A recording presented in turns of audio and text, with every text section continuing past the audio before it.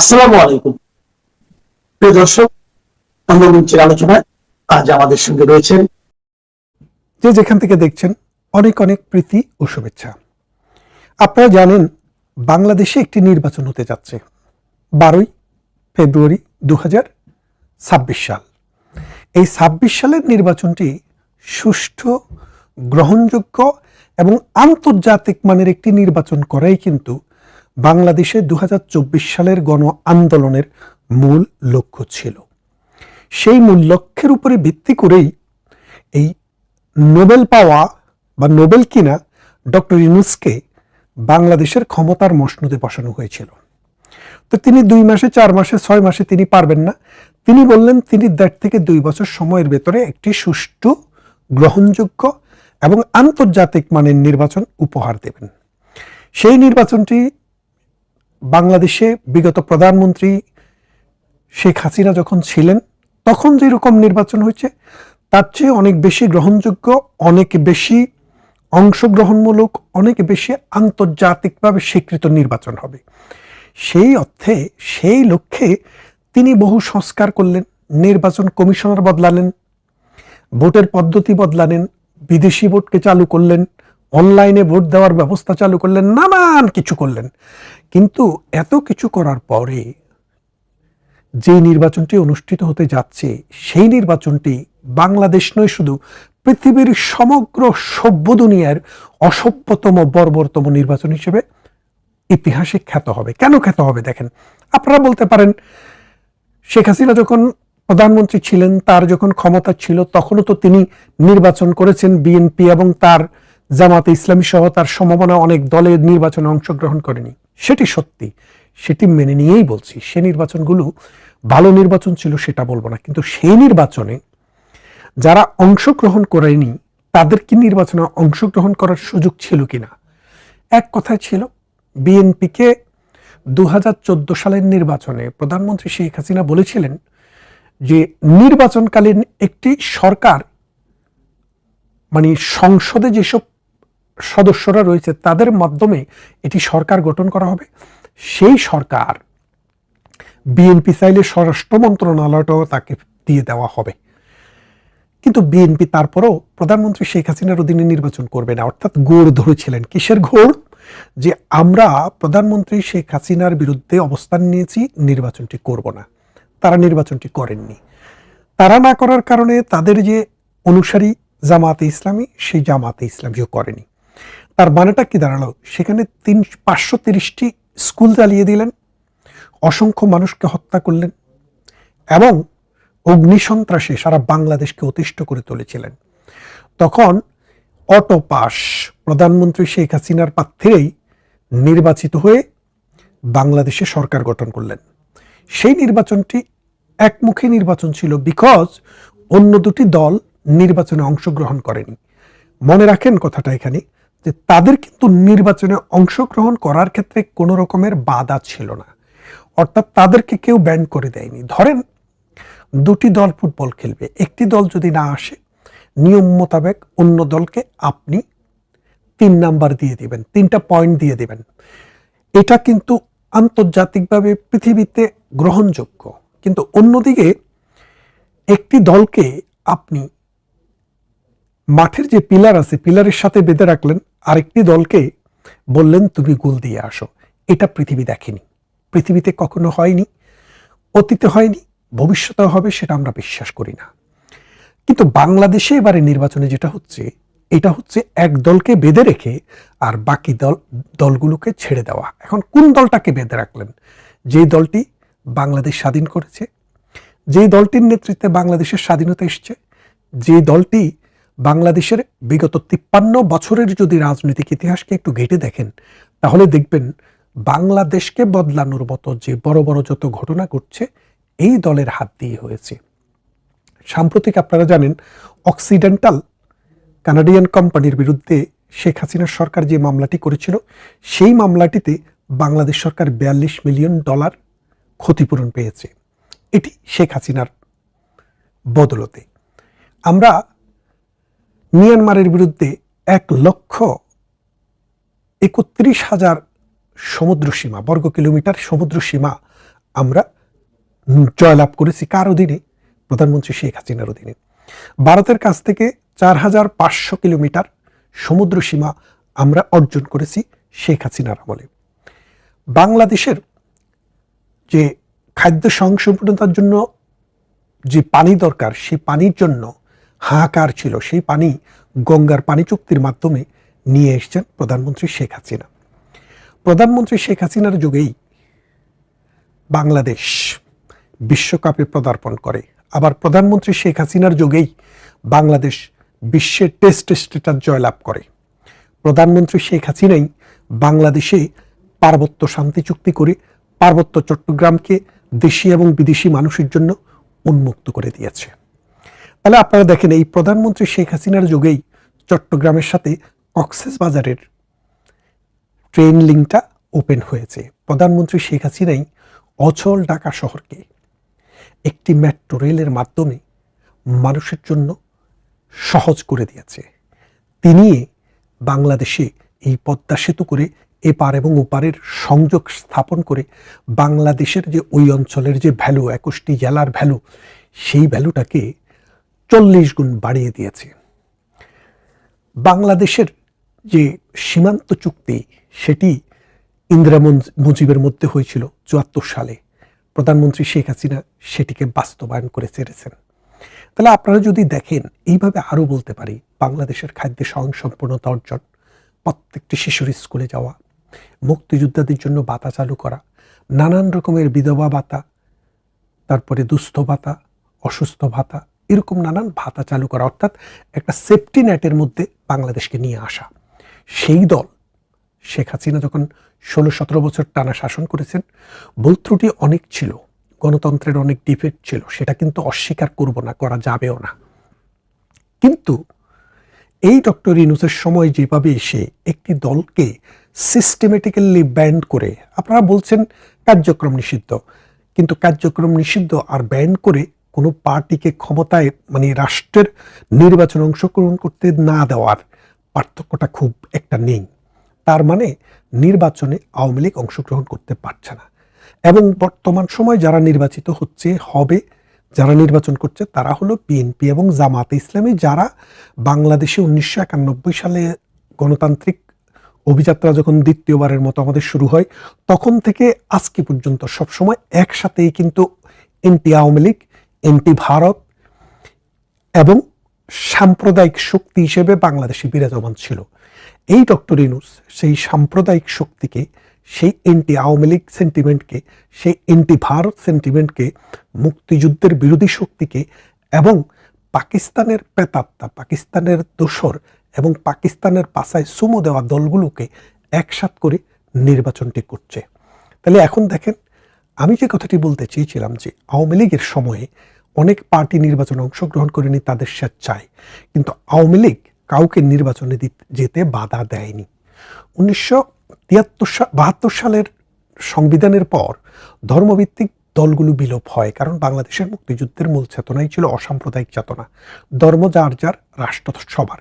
ধর্মভিত্তিক কোনো দলকে বাংলাদেশের কনস্টিটিউশন 1971 সালের পর 72 সালে স্বীকৃতি দেয়নি, যার কারণে জামাত 1973 সালে রাজনৈতিক দল হিসেবে ছিল না। কিন্তু মুসলিম লীগ, নেজামে ইসলাম ও মুক্তমুখ যারা ছিল, তারা কিন্তু দল হিসেবে নিষিদ্ধ হয়নি, বা জামাতকেও 1973, 74, 75, 76, 77, 78 বা 90-এর দশক, 80-এর দশকে কখনো নিষেধ করা হয়নি। যার কারণে এটাই হচ্ছে বাংলাদেশে প্রথম যে একটি দলকে নিষিদ্ধ করে একটি সাধারণ নির্বাচন হচ্ছে, যে নির্বাচনে সবচেয়ে বড় দলটি, বাংলাদেশের সবচেয়ে বেশি মানুষকে প্রতিনিধিত্বকারী দলটি নির্বাচনে নেই। তাই এই নির্বাচনটি শুধু বাংলাদেশের ইতিহাসে না, সারা পৃথিবীর মানুষের ইতিহাসে, সভ্য মানুষের ইতিহাসে একটি অসভ্য বর্বর নির্বাচন হিসেবে, বর্বর মানুষের পরিচালিত নির্বাচন হিসেবে পরিগণিত হবে। এই যে মনে করেন, এই নির্বাচন বাংলাদেশকে কোন ডাইরেকশনে নিয়ে যাচ্ছে? বিএনপি যদি সরকারে আসে, একটি দুর্বল সরকার হবে। কেন দুর্বল হবে? কারণ বাংলাদেশে যে বিএনপি 1975 সালে বঙ্গবন্ধুকে হত্যা করার পর বিএনপি যখন রাজনৈতিক দল হিসেবে গঠিত হয়, তখন শাহ আজিজুর রহমানদেরকে নিয়ে জিয়াউর রহমান বসেছিলেন। জিয়াউর রহমানকে শাহ আজিজুর রহমানেরা পরামর্শ দিয়েছিলেন, মানে স্বীকৃত মুক্তিযুদ্ধ বিরোধী শক্তি, রাজাকার বলতে পারেন বা স্বাধীনতা বিরোধী বলতে পারেন, তিনি বলেছিলেন যে 1970 নির্বাচনে আওয়ামী লীগ বিরোধী শক্তির সংখ্যা ছিল প্রায় 30%। তো এই 30%কে নিয়েই কিন্তু বিএনপির যাত্রা শুরু। অর্থাৎ যারা স্বাধীনতা বিরোধী, আওয়ামী লীগ বিরোধী এবং ভারত যে আমাদের মুক্তিযুদ্ধে সহযোগিতা করেছে তার বিরোধী, এবং বাংলাদেশ যে পাকিস্তান থেকে ধর্মভিত্তিক রাষ্ট্র থেকে বেরিয়ে একটি প্লুরালিস্টিক রাষ্ট্র হয়েছে সেটার বিরোধী, তাদেরই একটা সম্মিলিত রূপ ছিল বিএনপি। তো জিয়াউর রহমানের যতদিন ছিলেন ক্ষমতায় ততদিন তার অধীনেই সে বাংলাদেশ বিরোধী, মুক্তিযুদ্ধ বিরোধী, স্বাধীনতা বিরোধী, পাকিস্তানপন্থী, ভারত বিরোধী, অসাম্প্রদায়িক চেতনার বিরোধী মানুষগুলো একটা প্ল্যাটফর্মে ছিল, সেটা ছিল জিয়াউর রহমানের নেতৃত্বে। তারপরে জিয়াউর রহমানের মৃত্যুর পর সেটা চলে যায় এরশাদের কাছে। এরশাদ ও মশিউর রহমান যাদব এদেরকে নিয়ে সে একই কাজ করেছে। এরশাদের ক্যাবিনেটের 90% মন্ত্রী ছিল জিয়াউর রহমানের মন্ত্রী। পরবর্তীতে এরশাদের পতনের পর 91 সালে খালেদা জিয়া যখন ক্ষমতায় আসেন জামাতকে নিয়ে, খেয়াল করেন 1991 সালে খালেদা জিয়ার সরকার কিন্তু জামাতের কোয়ালিশন। তো জামাতকে নিয়ে আসার পর এই নেতৃত্ব আবার বিএনপির কাছে চলে আসে।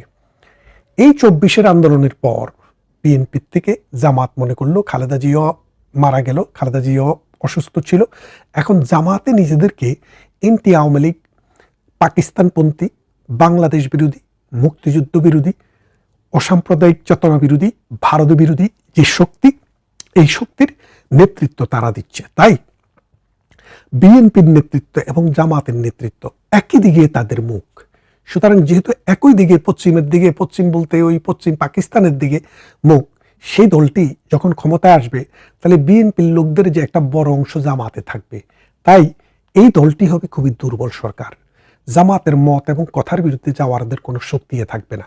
অন্যদিকে জামাত যদি ক্ষমতায় আসে তাহলে বাংলাদেশটিকে অসাম্প্রদায়িক চেতনা থেকে বের করে এনে পাকিস্তানের চেতনায় একটি ইসলামিক রাষ্ট্র করবে, যেখানে নারীরা বর্জিত হবে। কারণ আপনারা দেখেন জামাতে ইসলামী যে পরিমাণ মানুষকে নমিনেশন দিয়েছে, যে 200টি আসন বা 300টি আসনের মধ্যে একটি আসনেও একজন নারীকেও তারা নমিনেশন দেয়নি। তার মানে নারী বিদ্বেষটা কি চরম পর্যায়ে আছে। বাংলাদেশে জামাতে একজন নারীও পাওয়া যায়নি যারা ভোটে করার যোগ্য। তাহলে ভবিষ্যতে কি হচ্ছে, তারা বলছে নারীদের ওয়ার্কিং আওয়ার কমিয়ে দিবে। এখন দেখেন বাংলাদেশে প্রাইভেট সেক্টরে যদি আপনি যান, যেখানে মানুষের কাজ করতে হয়, সেখানে পুরুষের চাইতে নারীর উপস্থিতি 3 ভাগের 1 ভাগ। এখন নারীকে যদি ওয়ার্কিং আওয়ার কমিয়ে দিয়ে সমান বেতন দিতে হয়, সেটা 10 ভাগের 1 ভাগ হয়ে যাবে। অর্থাৎ প্রাইভেট সেক্টরের লোকেরা নারীদেরকে আর কাজে নিবে না। এর ফলে কি হবে, যে নারী আস্তে আস্তে go back to the kitchen, এই নীতিতে এই জামাতে ইসলামী বাংলাদেশকে চালাবে। এবং আল জাজিরের সাথে তার যে সাক্ষাৎকার জামাত প্রদানের, সেটি আপনি যদি একটু খেয়াল করে দেখেন, একদম ক্লিয়ারলি উনি বলেছেন নারীদেরকে যেভাবে গঠন করা হয়েছে, নারীদের যে বুদ্ধি, সেটা নারীরা সন্তান উৎপাদন এবং ঘর সামলানোটাই তাদের জন্য শ্রেয়। আফগানিস্তান আপনারা দেখেছেন, আফগানিস্তানও আমরা দেখেছি, আমরা ইরান দেখেছি, আমরা দেখেছি সিরিয়া, আমরা দেখেছি ইয়েমেন, আমরা দেখেছি আলজেরিয়া। এই রাষ্ট্রগুলোতে ইসলাম ধর্মের ভিত্তিতে রাষ্ট্র পরিচালনার যেসব রাজনৈতিক দলরা এসছে, তারা রাষ্ট্রগুলোকে হাতে হারিকেন ধরিয়ে দিয়েছে। এই জনবহুল বাংলাদেশটিও আস্তে আস্তে সেদিকেই আগাবে যদি জামাত ক্ষমতায় আসে। আমরা মনে করি এখনই সময়, এখনই সুযোগ ডক্টর ইউনূসকে না বলে এই রকম নির্বাচন বর্জন করি। পৃথিবীর মানুষের কাছে যেন এটি একটি নোংরা, নিকৃষ্টতম নির্বাচন হিসাবে থেকে যায়। আসুন এই নির্বাচনকে বর্জন করে আমরা যে সভ্য, আমরা যে সমতায় বিশ্বাস করি, সে কথাটিকে পুনর্ব্যক্ত করি। ভালো থাকবেন, কথা হবে অন্য কোনো ভিডিওতে, অন্য কোনো দিন। প্রিয় সুধী, আপনারা জানেন পুরো পৃথিবী আজ একটা টালমাটাল অবস্থার ভিতর দিয়ে যাচ্ছে। এই টালমাটাল অবস্থাটি একদিনে, 1 মাসে, 1 বছরে তৈরি হয়নি। গত বছর থেকে, গত 1 দশক থেকে পৃথিবীতে একটা বদলের হাওয়া বইছে। এই বদলের হাওয়াটি হচ্ছে মৌলবাদ নিপাত যাবে, মানবতাবাদ মুক্তি পাবে। এর ভিত্তিতে আপনারা যদি তাকিয়ে দেখেন, ধর্মীয় মৌলবাদ পৃথিবীর খুব কম দেশেই আছে। যে দেশগুলোতে আছে এই দেশগুলো বেশিরভাগই মুসলিম রাষ্ট্র। এই মুসলিম রাষ্ট্রসমূহে মৌলবাদের মূল কারণটা কি? মৌলবাদের মূল কারণ হচ্ছে অশিক্ষা, কুশিক্ষা, দারিদ্রতা, বেকারত্ব এবং সর্বোপরি ধর্মান্ধতা। এই ধর্মান্ধতা পৃথিবীতে তাবৎ যুগেই ছিল, সব যুগেই ছিল। কিন্তু মানুষের শিক্ষা যখন মানুষের কাছে এসছে, প্রকৃত শিক্ষা, মানুষের কাছ থেকে ধর্মের জালে মানুষ যে অন্ধ, সেটা আস্তে আস্তে কেটে গেছে। কিন্তু মুসলমানদের ধর্ম 1400 বছর আগে আরবে, সৌদি আরবে প্রফেট মুহাম্মদ সাল্লাল্লাহু আলাইহি সাল্লামের মাধ্যমে এসছে। মুসলমানদের কিন্তু একটি স্ক্রিপ্ট রয়েছে, যেটি কোরআন শরীফ, পবিত্র কোরআন, যেটিকে 1400 বছরেও বিকৃত করা যায়নি, যেটি এখনো যেমনটা এসছে তেমনটি আছে। পৃথিবীর কেউ কিন্তু এটা নিয়ে ডিসপিউট মুসলমানদের মধ্যে নেই। তারপরেও মুসলমানদের মধ্যে এই মৌলবাদী চেতনার বিকাশ কেন হচ্ছে? 1400 বছর আগে যে ইসলাম ছিল, এখন কেন ইসলাম বদলে যাচ্ছে? 1400 বছর আগে যে অসাম্প্রদায়িক চেতনা ছিল, সেই চেতনা কেন এখন বদলে যাচ্ছে? বিষয়টি খুবই ভেবে দেখার ব্যাপার। মুসলমান বিশ্বের এখন দুরবস্থা। একটা সময় আপনারা জানেন আল বিরুনি, আল খারেজমি, ইবনে সিনা চিকিৎসা বিজ্ঞান, গণিতশাস্ত্র, জ্যোতির্বিজ্ঞান, রাষ্ট্রবিজ্ঞান সহ এমন কোনো শাখা নেই বিজ্ঞানের, গণিতের অথবা সমাজ বিজ্ঞানের যেখানে মুসলিম বিজ্ঞানীরা, মুসলিম মনীষীরা 1200, 1000, 900, 800 সালে তাদের জ্ঞান বিজ্ঞান দিয়ে পৃথিবীকে সমৃদ্ধ করেনি। কিন্তু দিন যতই গড়িয়েছে মুসলমানদের অবস্থা ততই খাটো হয়েছে। কালান্তর নামে একটি প্রবন্ধে রবীন্দ্রনাথ ঠাকুর ভারতবর্ষে মুসলমানদের আগমন নিয়ে একটি কথা বলেছেন। কথাটি কি বলেছেন? যে পৃথিবীতে যখন একটি দেশ আরেকটি দেশকে অধিকার করে, অর্থাৎ একটি জাতি যখন অন্য একটি জাতিকে ইনভেড করে, তখন এই দুটি জাতির মিলনে অনেক কিছু যোগ হয়, গুণন হয়। অর্থাৎ আলো আসে, বাতাস আসে, হাওয়া আসে, অন্ধকার কেটে যায়। সেখানে বিশাল একটা সমাজ গড়ে উঠে, যে সমাজটা 2 × 2 = 4 হয়। কিন্তু পৃথিবীতে একটা মাত্র ইতিহাস, সেটা হলো আরবরা যখন ভারতবর্ষে আসে, ভারতবর্ষে আসার পর এটা যোগ না হয়ে বিয়োগ হয়েছে। বিয়োগটা কি রকমের? যে একটা জাতি ছিল 4 মিলে, 4 জন মানুষ মিলে একটা জাতি ধরেন, সেই মানুষটি 2 × 2 ভাগ হয়ে গেছে, মুসলমান আর হিন্দু। এই যে বিয়োগ, এর কারণ কি? এর কারণ হচ্ছে অশিক্ষা। ধরেন 1400 শতকে যখন ইউরোপে রেনেসাঁর সূত্রপাত হয়, এর আগ থেকেই এই স্পেনে মুসলমান শাসন করেছে, আস্তে আস্তে স্পেন থেকে মুসলমান চলে গেছে। তারপরে আপনারা জানেন ওসমানীয় খেলাফত, ইউরোপের বুলগেরিয়া, হাঙ্গেরি, রোমানিয়া, গ্রিক, এই অঞ্চলের অনেকগুলা দেশকে শাসন করেছে। তাদেরকে আস্তে আস্তে ইউরোপ থেকে তাড়িয়ে দেওয়া হয়েছে। তারপর ওসমানীয় খেলাফত গেল, আব্বাসীয় খেলাফত গেল, আর কোনো খেলাফত টিকে রইল না। এরপর এই ইউরোপিয়ান বণিকদের রমরম অবস্থা তৈরি হয়। তারা ভাস্কো দা গামা, কলম্বাসেরা প্রথমে পথ দেখিয়ে দিল, পরবর্তীতে পর্তুগিজ এবং ইতালিয়ানদেরকে বাদ দিয়ে, মার্কো পোলোদেরকে বাদ দিয়ে ব্রিটিশরা বিশ্বের নানা অঞ্চলে ছড়িয়ে পড়ল। বেলজিয়াম, নেদারল্যান্ড, তারা পুরো পৃথিবীকে দখল করলো। সেই দখলও একটা পর্যায়ে আর থাকলো না। আমেরিকার উদ্ভব হলো জার্মানির, উদ্ভব হলো জাপান, ব্রিটিশ, কানাডা, অস্ট্রেলিয়া। তা এখন পৃথিবীতে এমন একটা জায়গায় এসছে যে অমুসলিম যে রাষ্ট্রগুলা, বিশেষ করে ব্রিটেন, আমেরিকা, ইউরোপ, কানাডা, এই রাষ্ট্রগুলো পৃথিবীতে এখন খুব রাজ করছে। এদের রাজ করার মূল কারণ হচ্ছে এদের রাষ্ট্রের ভিত্তি হচ্ছে জ্ঞান, এদের রাষ্ট্রের মূল ভিত্তি হচ্ছে প্রযুক্তি, এদের রাষ্ট্রের ভিত্তি হচ্ছে মুক্ত চিন্তা, এদের রাষ্ট্রের ভিত্তি হচ্ছে অসাম্প্রদায়িক চেতনা। অন্যদিকে মুসলমানরা 700 শতক থেকে 800 শতক থেকে 1400 শতক পর্যন্ত যারা পৃথিবীতে রাজ করে বেরিয়েছে, তাদের এখন পরাজয়ের সময়। এর কারণটা কি? এর কারণটা আছে, মাহাতির মাহমুদ, আপনি জানেন, একজন মুসলিম স্কলার, রাষ্ট্রবিজ্ঞানী, দার্শনিক অথবা রাষ্ট্রনায়ক, যেটাই আপনি বলেন। তিনি একবার একটি লেখায় বলেছিলেন যে সারা বিশ্বে মুসলমানের দুরবস্থার মূল কারণ হচ্ছে জ্ঞানের শূন্যতা। তো তিনি ব্যাখ্যা করে বলেছেন, ইসলাম ধর্মে একটি হাদিস আছে, তালাবুল এলমে পারিদাতুন ওয়ালা কুল্লে মুসলিমিন আতাল মুসলিমাত, অর্থাৎ মুসলমান নরনারীর জন্য জ্ঞান অর্জন করা ফরজ। ফরজ শব্দটার অর্থ হচ্ছে অবশ্যই, মানে বাধ্যতামূলক। আর মুসলমান কারা সেটাও সোজা, কিন্তু জ্ঞান শব্দটা হচ্ছে বিশাল একটা বিষয়। এই জ্ঞানটাকে এখানে কি বোঝায়? বলছে ইসলামের প্রথম যুগে জলে, স্থলে, অন্তরিক্ষে যা কিছু মানুষের কাজে আছে সেটাকেই জ্ঞান হিসেবে ধরা হতো। কিন্তু কালক্রমে ইসলামের প্রগ্রেস বা সময়ের বিবর্তনে মোল্লাতন্ত্রের কাছে এই ইসলামের জ্ঞান শব্দটি মার খেয়ে গেল। মার খেয়ে কি হলো, যে ইসলামের জ্ঞান বলতে শুধু ধর্মীয় জ্ঞানকে বোঝায়, এর বাইরে কিছুকে বোঝায় না। এই বিষয়টিকে ব্যাখ্যা করার জন্য আমাদের বিখ্যাত কবি বাংলার বায়রন, কবি নজরুল ইসলাম, তিনি বলেছিলেন, বিশ্ব যখন এগিয়ে চলেছে আমরা তখনও বসে বিবি তালাকের ফতোয়া খুঁজছি কোরআন হাদিস চষে। সেই কোরআন হাদিস চষে বিবি তালাকের ফতোয়া খুঁজতে গিয়ে জ্ঞান শব্দটি, জ্ঞানের পরিধি মুসলমানদের কাছে ক্ষুদ্র হয়ে গেছে। এই বিশ্বে যা কিছু কল্যাণকর এখন আছে সেগুলাতে মুসলমানদের আর কোনো অবস্থান নেই। মুসলমানরা এখন আবিষ্কার করতে পারে না, উদ্ভাবনও করতে পারে না, শুধু ভোগ করতে জানেন। আর এই ভোগবাদী মুসলমানের কাছে ধর্মই হয়ে উঠছে একটি ইনস্ট্রুমেন্ট, জ্ঞান বিজ্ঞান চলে গেছে আতুর ঘরে। তো এই অবস্থায় এই ইরান, আপনারা জানেন 1989 সালে এই আয়াতুল্লাহ খোমেনি ফ্রান্স নির্বাচন থেকে এসে বা ইরানে একটি ইসলামী বিপ্লব ঘটায়।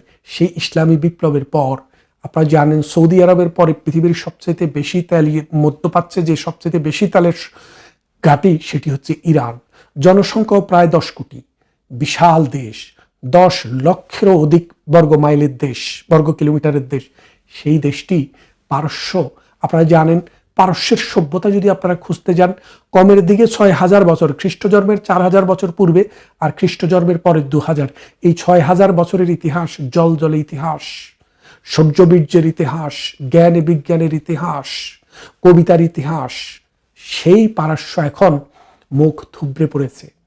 মধ্যপ্রাচ্যের সবচেয়ে গরিব দেশ ইয়েমেন, তারপরের গরিব দেশ হচ্ছে ইরান।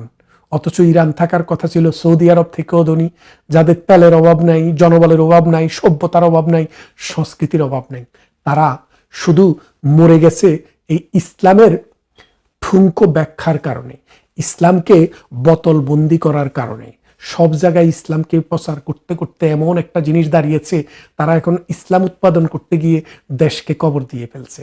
এই অবস্থায় এখন এই দেশটি যেই কোনো সময় পতিত হবে, যেই কোনো সময় ভেঙে যাবে ইরান, যেই কোনো সময় পরাজিত হবে